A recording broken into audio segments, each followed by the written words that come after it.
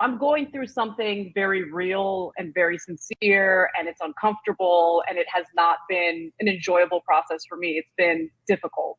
And so the internet being what it is, all sorts of people from all sorts of political ideologies have theories on like what's actually happening with me, right? And the main accusation, both from the left and the right, is that I'm grifting. I hate that. I hate that word. Because literally nothing has changed about my work life. I'm in the same place.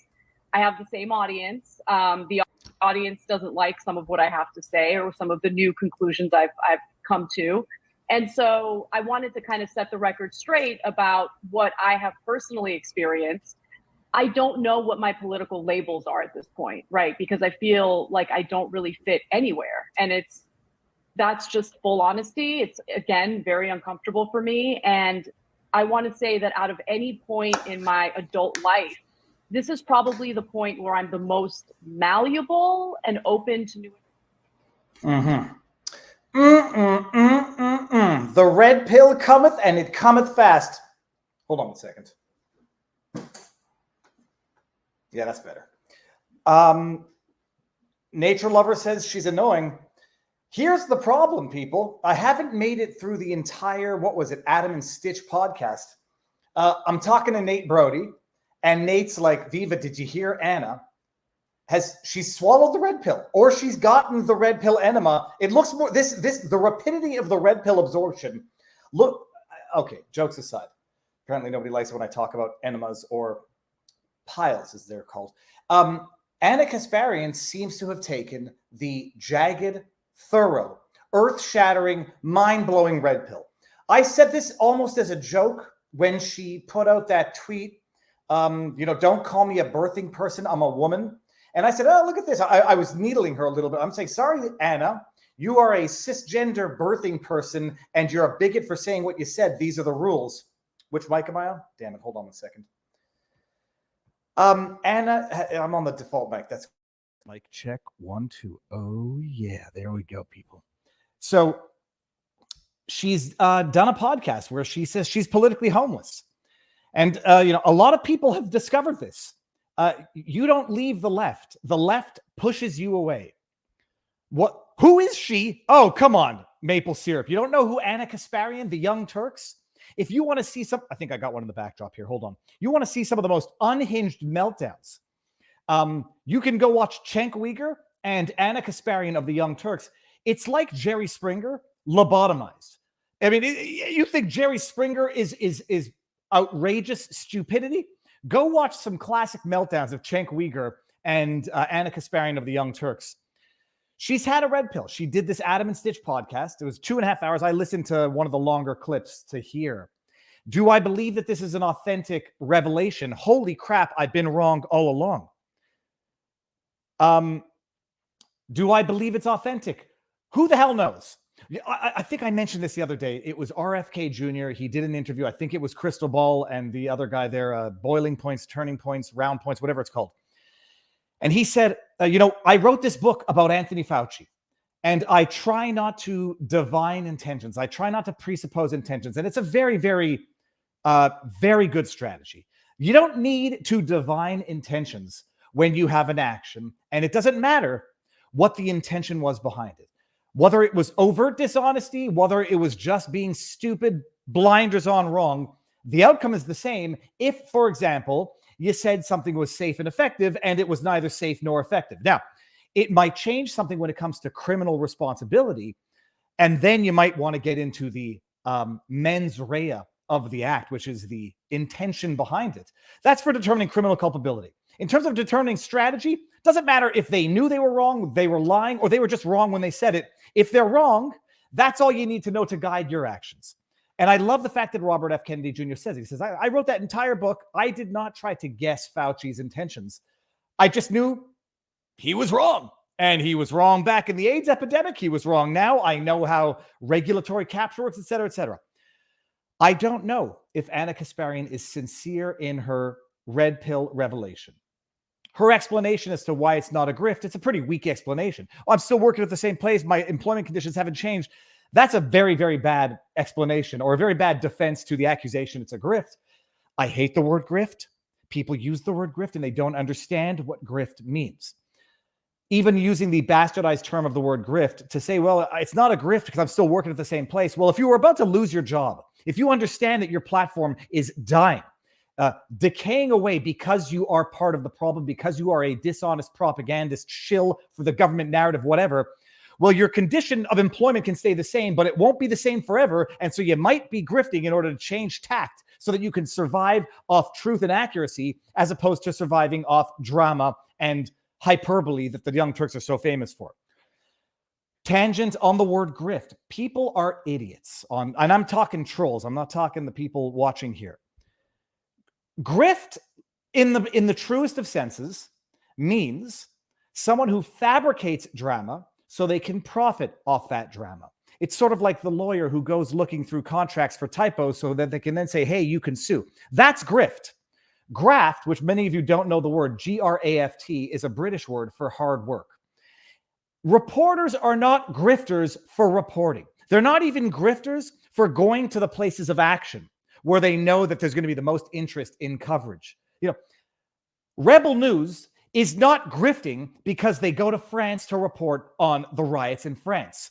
A grift would be manufacturing the conflict so that you can then report on it or profit from it. I'm not naming anybody who might be guilty of actual grift. I'm just saying people out in the Twitterverse, the trolls, they like to accuse anybody who works of grifting.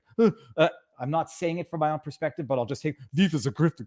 What the fuck? I'm not a grifter because I sell merchandise to support the work that I do. I would be a grifter if I were to go start fights with people and then try to monetize those fights. Okay, that's the tangent, parentheses closed, on grift versus just getting remunerated and working hard and trying to make a living doing what you do working hard. Anna Kasparian comes out. She did this whole thing. Now she's had the revelation. She was wrong on everything. She admits that she was wrong on Rittenhouse. I have to go see the full inventory of what she admits that she was wrong on. But she says, I now acknowledge I was part of the problem and I want to be part of the solution going forward. That's where I was before I got distracted by the here we go. Young Turks ditch. No, that's leaving the left. Where was I have so much on the backdrop. Here we go. Here, I was about to say, you want to see a good meltdown. This is Anna Kasparian, I think, being wrong yet again. But let's just see what this clip was again. Not everything is created for you. And they come across content and they decide. Everyone makes a decision for themselves. For me, not for me. For me, that's a difficult concept to grasp. But not everything on the planet is made especially for you and whatever desires or preferences you have. Okay? That's what most normal people acknowledge. Oh, come on, internet. For me, not for me. Marvel stuff, not for me. I'm not going to go on an endless rant, literally dedicate segments of this show on a regular basis, by the way, whining, bitching, and moaning about how there are Marvel movies in existence that specifically target certain people with certain preferences. Grow up. I would like to see Matt Walsh and all these other conservative men who are constantly crying about how there's a masculinity crisis in this country. I'd like to see them stop crying about cartoons, okay? Or, I don't know, cartoon candy like M&Ms not being slutty enough for them suddenly. Like, I'm done with it. Like, you guys are children. You guys do not exude masculinity. She was this is about Matt Walsh complaining about, I think, The Little Mermaid. The irony is she's not going to dedicate entire segments of the show complaining about cartoons. She's going to dedicate entire segments of the show complaining about people who complain about the cartoons. And I'm going to dedicate an entire segment of my show complaining about someone who complains about someone complaining about cartoons. Irony, yes. Inception, yes. I'm aware of it. I'm self-reflective. Let's just carry on with this so you can hear one of many wonderful meltdowns. Or strength or courage. You guys come across as whiny little bitches. And that's what I really want to get through to them, right? I don't want to hear another word about the crisis of masculinity from another conservative guy when they're literally wasting all of their time crying about cartoons. You and whatever desires or preferences you have. Oh, for God's sake, why does it keep... I don't know what's going on. All right. So that was not going to be the intro of the show, but I heard that Anna Kasparian is having a meltdown, red pill moment, recognizing she politically homeless now. It's an amazing thing, by the way. The second that Anna Kasparian started complaining about the trans movement, co-opting, I don't even know, co-opting, hijacking, what's the word? Let me pull up those tweets. Anna Kasparian, Viva Frei tweet. Oh, yes, here we go. Let's go with this one here. Let's do this. Incognito is now working once again on Twitter. So it's very nice. I set up a second account so that I could actually read tweets without risking divulging my secret list of contacts in my DMs if I accidentally have it left open. Here we go. Anna Kasparian, this is when I noticed she was having the red pill. LOL, the meltdowns over wanting to be referred to as a woman rather than a birthing person is pretty wild. Yeah, that's when Anna realized that when it comes to the left, you are either an ally or you are an enemy. There is no room for divergence. There is no room for disagreement. The party of inclusivity, they'll consider inclusivity all forms of psychological preferences, sexual preferences, other forms of what some might feel to be degeneracy. But ideological differences, you're an ally and you are with the party, or you are an enemy and you are ousted from the party. I'll never apologize for that. So some person says, you made transphobic statements. Oh, this was when they had a fight about, it's transphobic to say, I'm a woman, not a birthing person. It's a vagina. It's not a front hole. Women make babies if the body functions the way, nature intended. And sometimes there are cases where it doesn't, and they're still a woman. Yeah, we agree on that. Not a birthing person. It's not a front hole. I'm a woman. It's a vagina, and men, biological men, as if there's any other type of man, should not be competing with women in sports. Say that as a leftist, and you are ousted. You're an enemy. You're no longer an ally. So this is one of hers. It says, the meltdowns over wanting to be referred to as a woman rather than a birthing person is pretty wild. I'll never apologize for that, especially as biological women, as a biological woman who has had a fucking lifetime of being told I'm less than. I'm a woman, no apologies. And I made a joke. As a biological woman, Anna Kasparian, is there any other type of woman in your mind? And then I did needle her a few more times to say, sorry, you're a birthing person. Them's the rules. You made them. You live by them. Now Anna says, the rules are bullshit. I acknowledge the rules are bullshit. I acknowledge that I have been spreading misinformation, disinformation, partisan rubbish. And I feel guilty. I feel ashamed. I feel like I've been part of the problem and not part of the solution. To which I say, I don't know your intentions, Anna, but the problem is this, and it's the same problem and the same solution we have to apply to the good faith people who made mistakes during COVID. If you are susceptible to partisan reasoning, which is compromised reasoning, if you are susceptible to giving into your fears of panic, to determine policy not just for yourself, but for others. If you have been wildly wrong on many issues over extended periods of time, you might be entitled to grace and forgiveness, but you're not going to be entitled to trusting and making decisions going forward. And it feels harsh to say, but the people who panicked and said, shut up and take the jab. You may have panicked. You may have been out of your mind. You may acknowledge now you made a mistake. You do not get to be in a position of power ever again.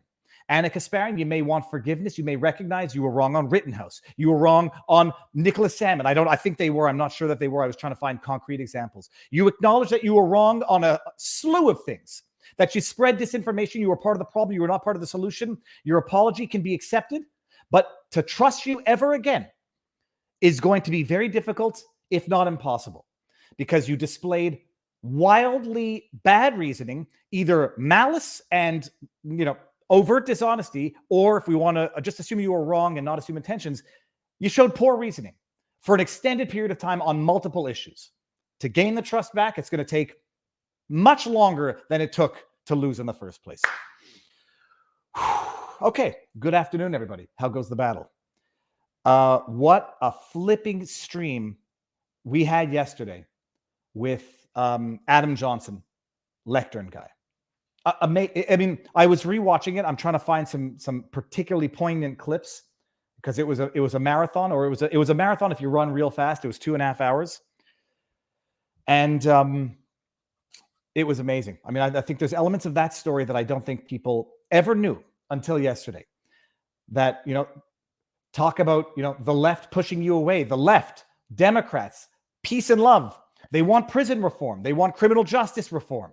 They want forgiveness. They want pathways to rehabilitation. Unless you're Republican, unless you're a political ideological enemy, then they want blood. They want a pound of flesh nearest to the heart. The guy was locked away for 71 days. I think he said 2 weeks solitary. He was forced to get vaccinated. And I'm saying that I should put it in quotes for those who are listening on podcasts. Forced to take the jab under the prospect of being thrown into solitary, where someone had just been murdered in a minimum low security, whatever they call it, prison camp. Oh no, but hey, criminal justice reform, unless you're a January 6er. Systemic racism when one side of the ideological aisle gets sentenced to exceedingly long prison sentences for low-level criminality. Lock up Jacob Angeli. I think he's out now. Lock up the January 6ers for years in pretrial detention. And I swear to you, my struggle here, I don't want to believe that the political left, not, good peace-loving Democrats, the political left, the ideological left, the political liberals of Canada, I want to believe that they just don't correctly apply principles of logic as opposed to being evil. But it's becoming increasingly difficult to believe that anybody can live with such an egregious level of intellectual dishonesty, hypocrisy, and not be aware of it. And as perfect illustration, we're going to start with the hypocrite of all hypocrites, David Leavitt. Okay, now first things first before we get started, standard disclaimers. No medical advice, no election fortification advice, no legal advice. This has become something of the joke. We should be simultaneously streaming on Rumble. We are very nice. And we should be simultaneously streaming on Locals, which we are very nice. Oh, and by the way, we had an amazing exclusive portion of the interview with Adam Johnson, Lectern guy, exclusively on Locals.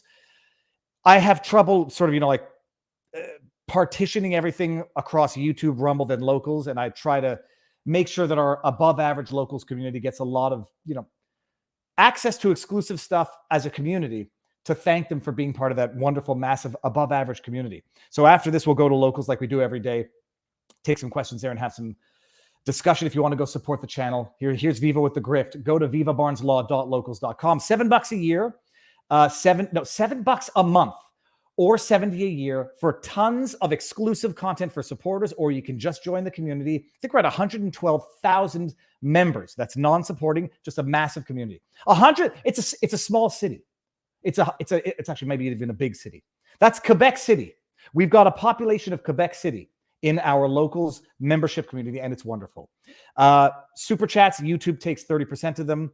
If you want to support, Rumble is the best place. Rumble rants, they take 20%. Ordinarily, for the rest of the year, they take 0%. And then in 2024, Rumble's going to go back to taking 20% of the Rumble rants and Locals and merch if you want to go to vivafrei.com. Okay. Hypocrite. David Leavitt. Oh my goodness. First of all, I'm an idiot sometimes. I did not know who David Leavitt was. I kept seeing these comments about this all started with a toothbrush. Okay, what order do we go in this to expose the outrageous, shameless, malicious dishonesty of David Leavitt? We're going to start with Wikipedia. And yes, people, I know Wikipedia is shite. I do it on the one hand just to see how they describe allies versus enemies, knowing how I have been described once upon a time on Wikipedia. David Leavitt was born in Pittsburgh, Pennsylvania to Harold and Gloria Leavitt. Harold was a professor. He's a journalist. It's here. Oh, where does it say here? It says it described him as a journalist. He went to Yale. Leavitt published 2 stories in the New Yorker, territorial, whatever. Okay, fine. Leavitt, down here. Didn't know this until I looked it up on Wikipedia. I saw the rainbow in his avatar and I thought it was, just Inclusivity Month. Leavitt, who is gay, has frequently explored gay issues in his works. As a teenager, he was frequently frightened by gay novels that emphasized the ideal male body. He found this theme and its suggestions that homoerotic fulfillment was reserved for the exceptionally beautiful young men intrusive. his writing explores universal themes such as complex family relationships and class and sex exploitation, illness, and yada, yada, yada. Then the other thing that I mean, people, I don't understand why. I'm going through it, and I noticed on the bottom, there's a sub caveat on Wikipedia called gay Jews. And then sure enough, I didn't know. Well, I suspected he might have been Jewish. He's there in the list of gay Jews. David Leavitt, if you go to his Wikipedia, if you go to his Twitter handle, it says he's an award-winning journalist. Oh my goodness. That's the identity politics of David Leavitt.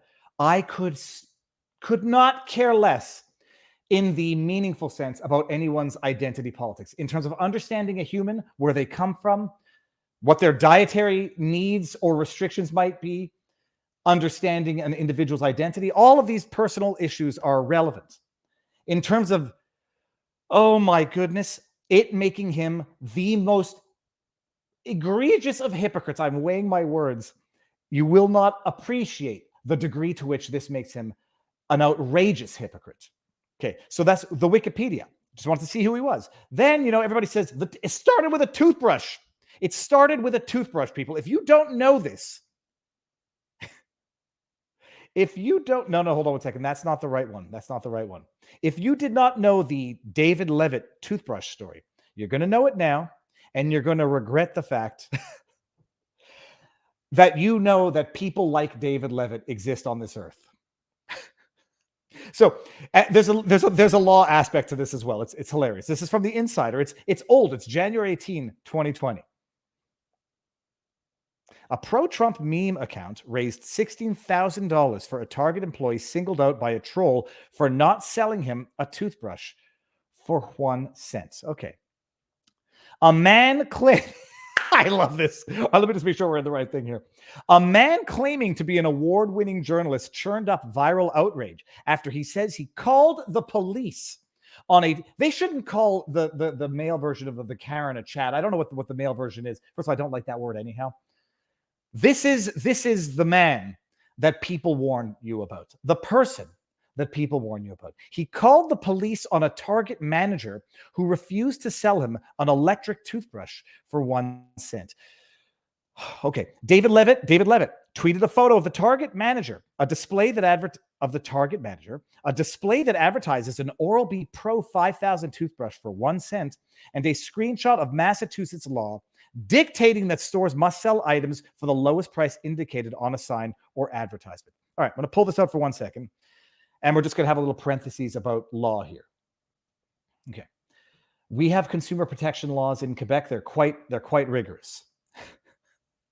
One of those consumer protection laws says that if there is, what was it in Quebec? I think it was a $10 reduction. If there is a misprice on an item, I should have probably looked this up beforehand just to get the details. If there's a misprice, like the label says $10 and it costs actually $100, I think they had to sell it for the labeled price or give it to you for free if it was under $10, something along those lines. The idea behind it is to create an incentive for stores to pay attention to pricing, because sometimes they accidentally overprice things. People pay over the price and there's no penalty for that. And so if they misprice something, the idea is that they should be penalized for mispricing something, and it protects the consumers. Okay.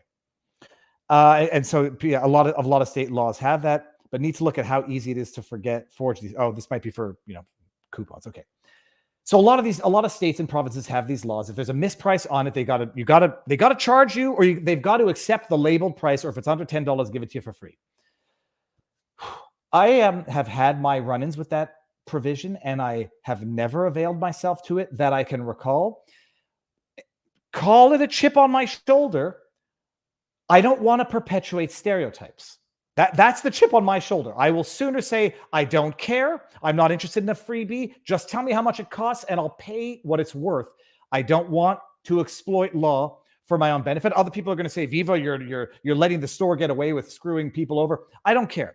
I was once out with somebody and they insisted on it, getting a nice piece of steak for free because the sticker price was like $0.00, and at the cash they're like, oh, let me just put the proper label on that. And the person's like, no. They did not have that chip on their shoulder of stereotypes because they were not a part of a community that suffers from that type of stereotype. And I was like, I don't feel comfortable doing it. I don't want to do it. Just tell me how much it costs. If I can't afford it, I won't buy it. Okay. Apparently David Leavitt does not care about that aspect, but maybe it might be my chip on my shoulder. Leavitt tweeted a photo, yada yada. A GoFundMe started by a third party has raised more than 16. So this is 2020. This is David Leavitt, award-winning journalist, outraged that how much does that toothbrush typically cost? We're going to look this up for a second. An Oral-B toothbrush. We're going to see. Okay. Self-identified award-winning multimedia journalist became the target of outrage on Twitter after he posted a picture of a Massachusetts Target manager and claimed he called police on her because she wouldn't sell him an electric tooth. Oh, look at this. David Leavitt, it's going to be relevant, for his verbal abuse to another prominent woman when we get there in a second, Carrie Lake, calling her the C word. We'll get there. I didn't notice these details before. It all starts to make sense. Consistently misogynist behavior from one David Leavitt. David Leavitt, who is verified on Twitter, tweeted pictures of Tori, a store manager, and displayed the Oral-B toothbrush with a price tag of 1 cent and the Massachusetts law that requires them to sell items at the lowest price indicated on a sign or advertisement. The law also, who cares? Okay, yeah. Here we go. Look at this. Dude, hey, dox her, harass her. You know what to do, Twitter. Corporations like Target are not above the law. He's doing it for justice, people. All right, well, that's David Leavitt, but let me just see one thing here. How much does that toothbrush cost ordinarily? $200. I'll just get a regular gas station toothbrush. So that is David Leavitt's history. A glutton for punishment that he might be. You won't believe this. Yesterday, he puts out a tweet that says, Elon, someone called me the C word on Twitter, and I reported it, and you did nothing. Check this out. I mean, it's you can't make this stuff up, but you can. So hold on a second. I have to go back to the original Twitter. Okay, here we go. Oh, come on. How do I do this? I go like this. No, where's the original tweet? Oh, I need a producer. Oh, did I just shut down everything? No, I didn't.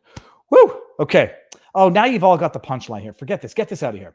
Let's just go to David Leavitt's Twitter feed and see some of you might not care about this, but we have to at least revel in some of the lighthearted stupidity of the world. And he's a victim, by the way. He's a victim after all of this. Where is the tweet where he says, Elon, someone called me the C word. Apparently you're okay with this on Twitter.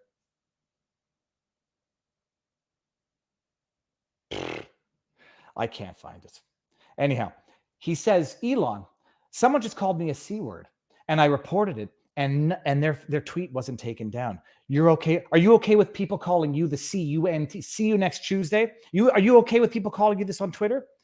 And the aggregate knowledge of the interwebs being what it is, well, somebody pulled up a tweet from David Leavitt. I thought I was so great because I pulled up a tweet that he had just put out calling people Elon dick riders. The man, I pulled that up and then compared it to one of his tweets where he called the internet, said he's getting a lot of homophobic tweets of telling him to eat a DICK. And I'm like, are you kidding me? Just earlier today, I saw a tweet from you that referred to people as Elon dick riders. And now you're saying it's homophobic when someone tells you to go eat a DICK? I didn't notice this one. I actually think I noticed it first from Still Gray. What's his name? Ian Miles Chong, but other people found it too. David Leavitt, when was it from? Oh, that was a different part of his life. That was a long time ago. That was November 2022. This is David Leavitt talking about yet another woman who he's verbally abusing. Quote, do not concede is trending because of the worthless effing see you next Tuesday, Carrie Lake. You lost, BITCH. Stop having your followers accuse Katie Hobbs of being a cheater. Retweet if today's a good Tuesday for her to concede and go fuck herself with a pineapple. I don't believe in censorship. And I don't believe in blocking people even if they want to talk like this. I do mute them because I don't need to have the headache of seeing someone else's vitriol. This borders on targeted harassment. This borders on actual targeted harassment that I think could warrant getting someone yeeted from the platform. David Leavitt is calling Carrie Lake a worthless effing see you next Tuesday and a bitch, and then encourages his followers to go give her a hard time on Twitter.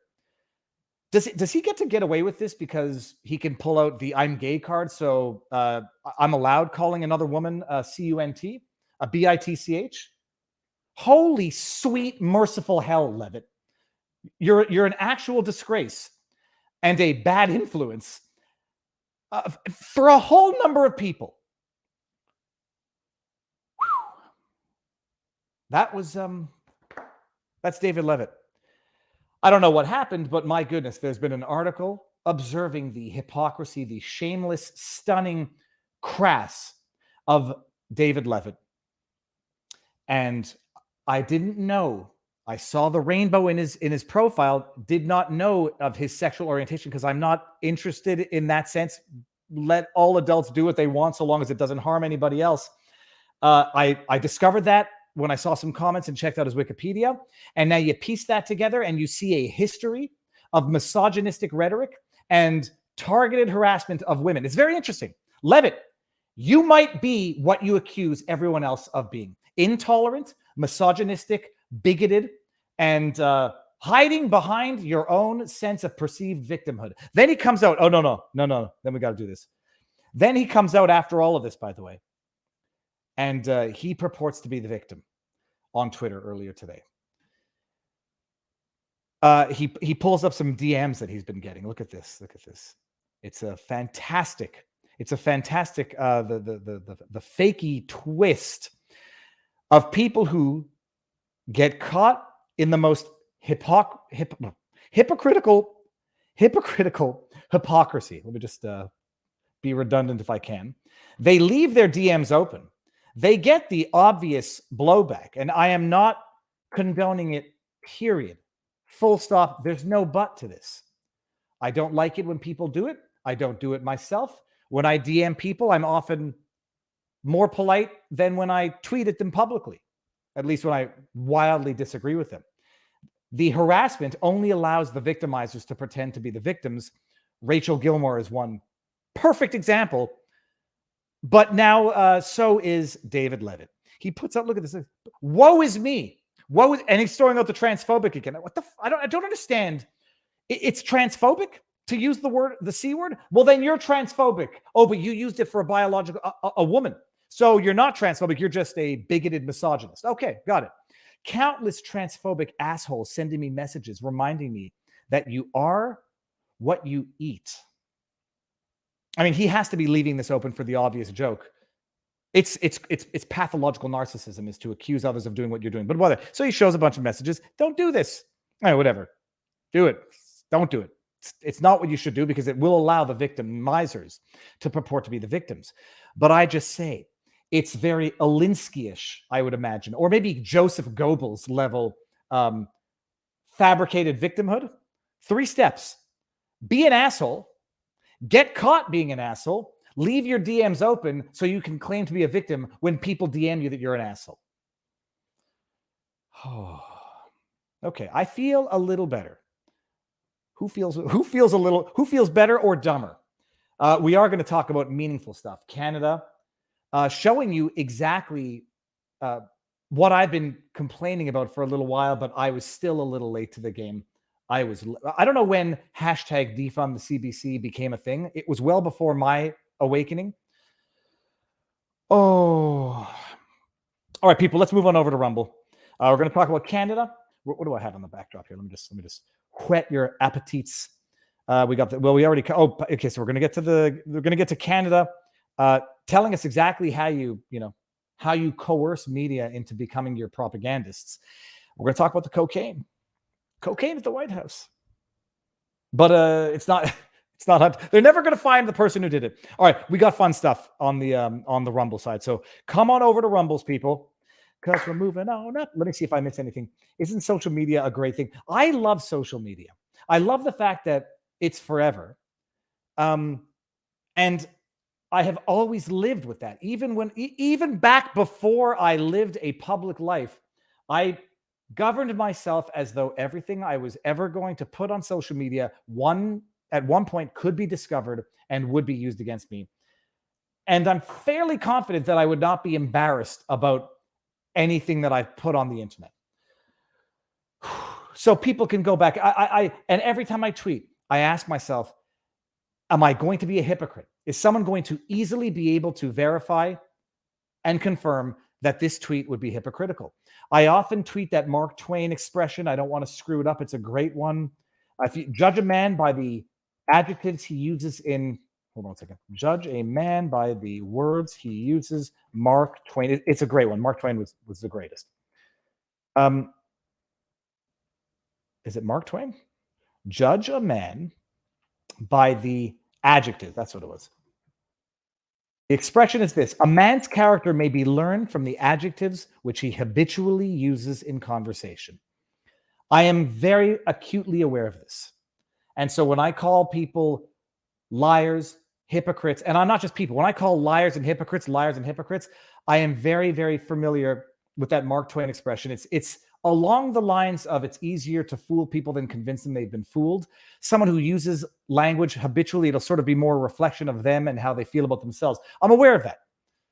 One thing's for certain, you won't find a tweet of me referring to anybody as a C-U-N-T, as a B-I-T-C-H. As a liar, yes. Gaslighter, yes. Hypocrite, yes. Tyrant, yes. Is that because I'm a liar, gaslighter, hypocrite, tyrant? Hell no. It's because I know what they look like. So I know what they act like. And we're going to go now find out exactly what they act like. Okay, so I'm ending on YouTube, and I will see you all on Rumble, and then we're going to end on Rumble. I'm going to see you all on Locals, and then tonight I'm going out with DSLR Dave for dinner, my thumbnail guy. Best thumbnails on earth, DSLR Dave. And tomorrow I'm going to be on Dave Rubin. Something else happens tomorrow. Then I'm going to